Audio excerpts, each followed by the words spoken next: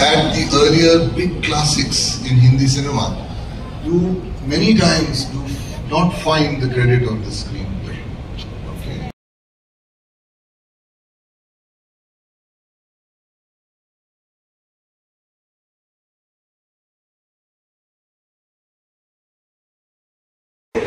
बहुत बहुत मुबारक हो आप लोगों को। एक बड़ा खूबसूरत सा प्रोग्राम हो रहा है राइटर एसोसिएशन का, हमारी शुभकामना है। और आज इस महान उत्सव में हम शामिल हो रहे हैं, ये हमारे लिए खुशी की बात है। मैं अपने फेडरेशन की तरफ से, फिल्म फेडरेशन की तरफ से बहुत बहुत बधाई देता हूँ और इसी तरह का प्रोग्राम होना चाहिए। बहुत बहुत धन्यवाद।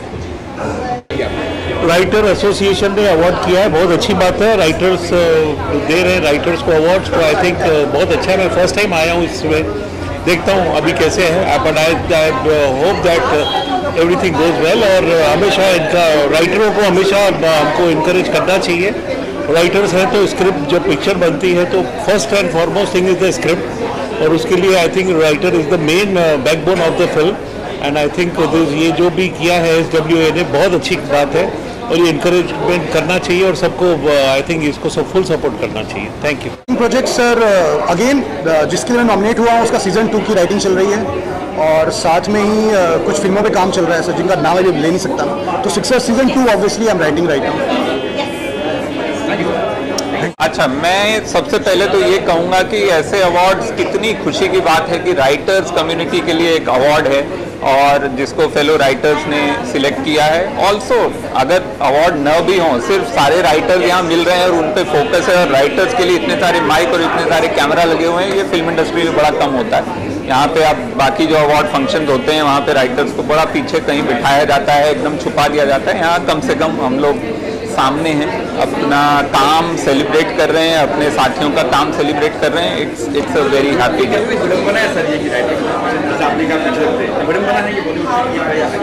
ये विडंबना है, लेकिन हमारा जो सिस्टम है वो स्टार ओरिएंटेड है, और वो बदलने में, वो बनने में बहुत साल लगे हैं, उसको बदलने में भी बहुत साल लगेंगे। और अगर कोई बदलना चाहेगा, कोई बदलना भी नहीं चाहता, आई थिंक सब खुश हैं। और हम राइटर्स जो हैं, हमारी कलम में बहुत ताकत है, लेकिन हमारी आवाज़ जो है, हम लोग थोड़े से हम्बल लोग होते हैं, उतना लड़ते नहीं हैं अपने लिए। दूसरों के लिए लड़ना हमको आता है, अपने लिए लड़ना नहीं आता है। तो हम लोग अपना हमने छोटा सा ये अपना अवार्ड फंक्शन बना लिया है कि हम इसमें तो हमारा हक है, हम अपने हक के लिए अपने साथ खड़े होंगे, बाकी जो होगा होगा। अब बिल्कुल, अरे सीमित मतलब कई बार ना भी मिले राइटर तो बेचारे फिर भी काम करने को तैयार हैं, जो गलत है। लेकिन इनकम में तो बहुत बड़ा गैप है। बाकी इनकम से ज़्यादा मुझे लगता है राइटर्स को जो एक ज़रूरी है जो चीज़, इज्जत, वो देने में पैसे नहीं लगते हैं। सॉरी, इज्जत देने में पैसे नहीं लगते हैं। आप किसी को प्यार से उससे बात करो, तमीज़ से बात करो, उसमें कोई पैसे नहीं लगते हैं। उसमें भी लोग कंजूसी करते हैं, उसमें भी लोग सोचते हैं कि राइटर को इज्जत, पैसे तो हम दे नहीं रहे, इज्जत भी नहीं देंगे। वो बहुत बड़ी प्रॉब्लम है। एक कल्चरल माइंडसेट हमारा ये है कि इसका काम शुरू में हो गया, अब इसको निकाल दो। अब वो फिल्म सेट पे भी जाता है राइटर को, कई बार कुर्सी नहीं मिलती है बैठने को, ठीक है। और वही जबकि आपकी लिखी हुई कहानी पे वहाँ फिल्म बन रही है, डायलॉग आपने लिखे हैं जो बोल रहे हैं बड़े बड़े स्टार। तो बट आई फील चीज़ें बदल रही हैं SWA की मेहनत से, IPRS की मेहनत से। ये ऑर्गेनाइजेशन जो है ये स्ट्रांग हुई है और इन्होंने अपना हक सामने रखना शुरू किया है, जिसकी वजह से चीज़ें बदली हैं। And I am very happy about that. अलग यहाँ से गदर दोनों साथ में आ रही है, क्या लगता है? अगर गदर 2 और उमर दोनों साथ में आ रही है, मैं सर इन फिल्मों पे नहीं, फिल्मों पे कोई कमेंट नहीं करूँगा मैं अपने।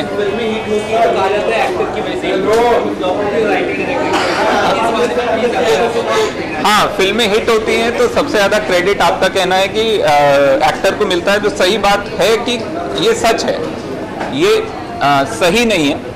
सही में ये होना चाहिए, अगर फिल्म हिट हुई है सबका क्रेडिट है, उसमें writer, director, actor, editor, composer सबका हाथ होता है, तभी एक अच्छी फिल्म बनती है।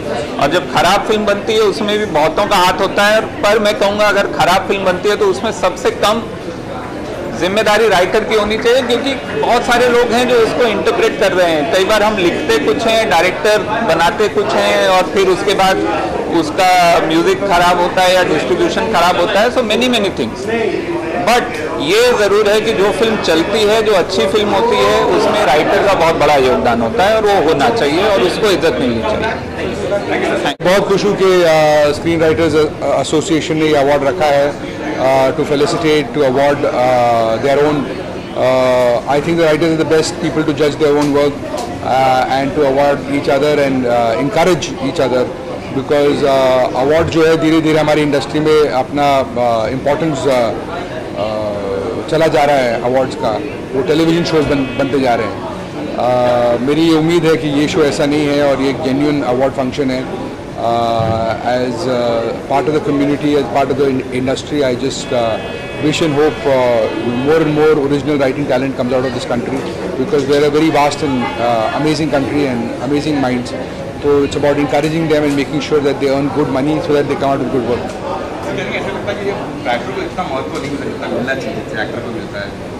जी अब तो थोड़ा समय बदल रहा है और ऐसा नहीं है कि राइटर्स को इम्पोर्टेंस नहीं मिलती है, और मिलनी चाहिए, और कामयाबी मिलनी चाहिए। एक्टर से बहुत कम कंपैरिजन किसी भी क्राफ्ट का होता है, बिकॉज एक्टर का चेहरा होता है सामने। तो आपका प्रोडक्ट जो है या आपकी फिल्म, आपका सब्जेक्ट, आपका वेब सीरीज़ वो एक्टर के चेहरे से पहचाना जाता है। तो वो एक बात है कि मतलब उनके चेहरे पे चीज़ें दिखाई देती है और पहचानी जाती है। तो उसका एक एडेड एडवांटेज है, बिकॉज जब फेलियर भी होता है तब उनके चेहरे पे ही होता है, तो सबसे पहले तो उसे उन्हें इफेक्ट होता है। तो definitely writing is the backbone, like all the other crafts that are involved, and yes, definitely we should encourage them more, and more and more good original talent should be coming out of India very soon.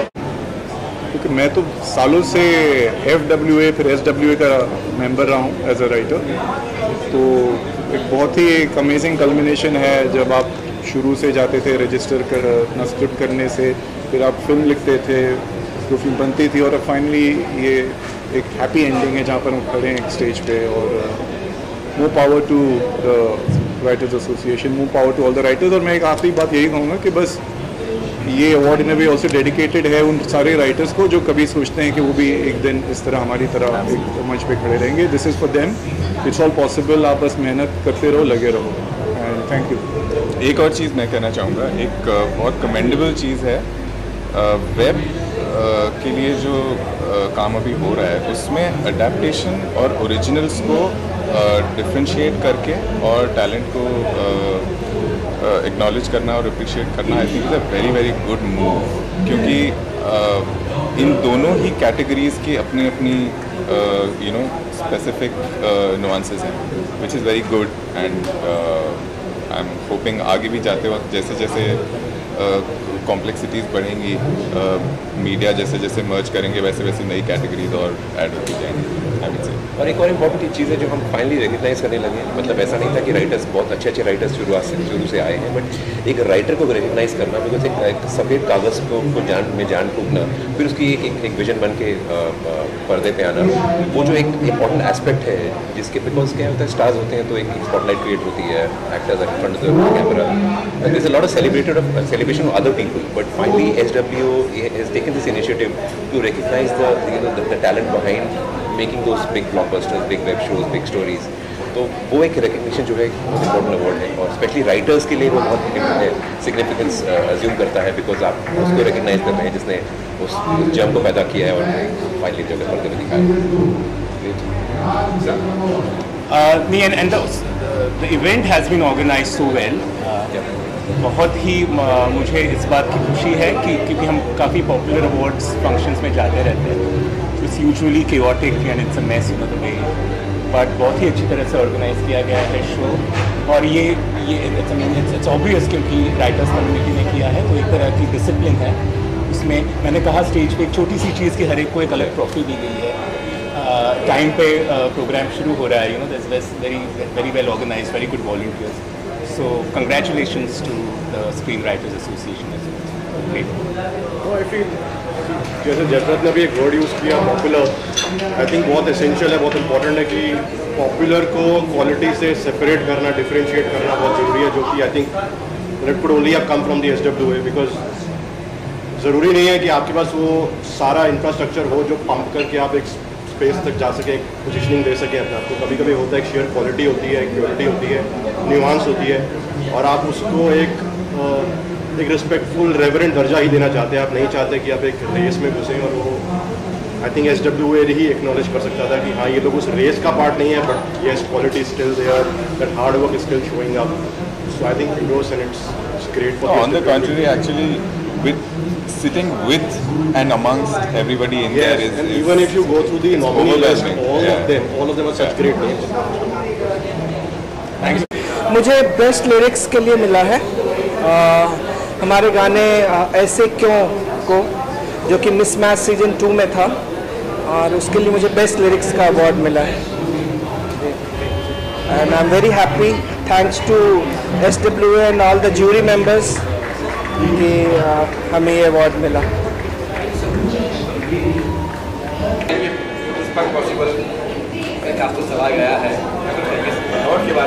Pushpa impossible has been a wonderful journey. हम सब बहुत खुश हैं।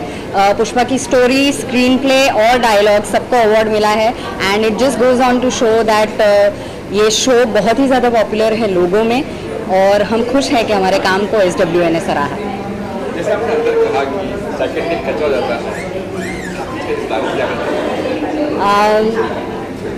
ज़्यादातर कहा जाता है कि टेलीविज़न राइटिंग आपको बर्न आउट कर देती है, क्योंकि रोज़ आपको एक एपिसोड चर्न आउट करना होता है, रोज़ 22 मिनट का कंटेंट आपको जनरेट करना होता है। एक बार एपिसोड टेलीकास्ट हो जाए तो आपने जो कुछ लिखा है वो दूसरे दिन की रद्दी हो जाती है।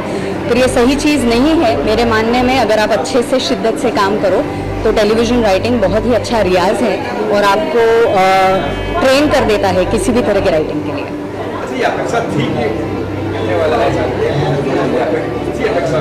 जिस तरह से पुष्पा इम्पॉसिबल सीरियल की TRPs बढ़ रही हैं, जिस तरह से लोग उसे सराह रहे हैं, जिस तरह से ट्वीट्स आ रहे हैं, जिस तरह से FB पर उसकी चर्चा हो रही है, हाँ हमें अपेक्षा थी कि पुष्पा इम्पॉसिबल की राइटिंग टीम ये ज़रूर जीतेगी।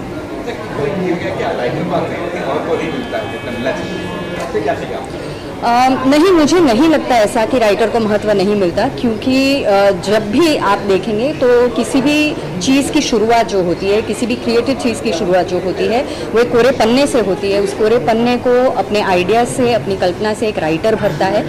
तो अगर प्रोड्यूसर को स्क्रिप्ट पिच करनी है, एक प्रपोजल पिच करना है, या चैनल को एक प्रपोजल पिच करना है अपने स्टूडियोज़ को, तो कहीं ना कहीं एक राइटर की ज़रूरत पड़ती है। और जब एक अच्छा शो, एक मुकम्मल शो आपको बनाना है, तो वो बिना राइटर पॉसिबल नहीं है। तो मुझे नहीं लगता कि राइटर्स की वैल्यू कम है, और राइटर्स को अपनी वैल्यू बिल्कुल ही कम नहीं समझनी चाहिए। या राइटर बहुत सही कहा स्नेहा जी ने, बैकबोन है टेलीविज़न सीरियल के लिए। और टेलीविज़न सीरियल एवरी डे सुबह को उठकर ब्लैंक पेज पर लिखना, ये एक बहुत चैलेंजिंग मामला है।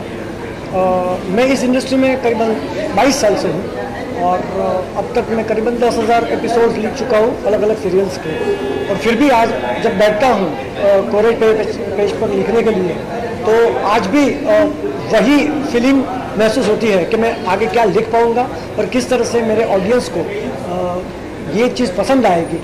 तो definitely it's a very challenging platform of writers, और चाहे वो डायलॉग राइटर हो, स्क्रीन प्ले राइटर हो, चाहे वो स्टोरी राइटर हो। लेकिन किसी भी चीज़ की शुरुआत, जैसे कि हम पाया कहते हैं, वो राइटर है, and we are proud to be writers. Well, dialogue writers हैं हम लोग, तो जनरली लोगों को लगता होगा कि डायलॉग राइटर्स इतना क्या लिखते होंगे उसमें, या फिर कितना डिफ़िकल्ट होता होगा उनका काम। लेकिन ऐसा होता है कि स्क्रीन प्ले से जब हमारे पास आता है डायलॉग डिपार्टमेंट में, तो वो ऐसा होता है कि एक स्केलेटन में एक उसमें फ्लैश डालो, उसमें उसके प्राण डालो, वो शायद डायलॉग राइटर करता है। एक पूरा खोखा बन के आता है, तो वो बहुत इंपॉर्टेंट है वैसे।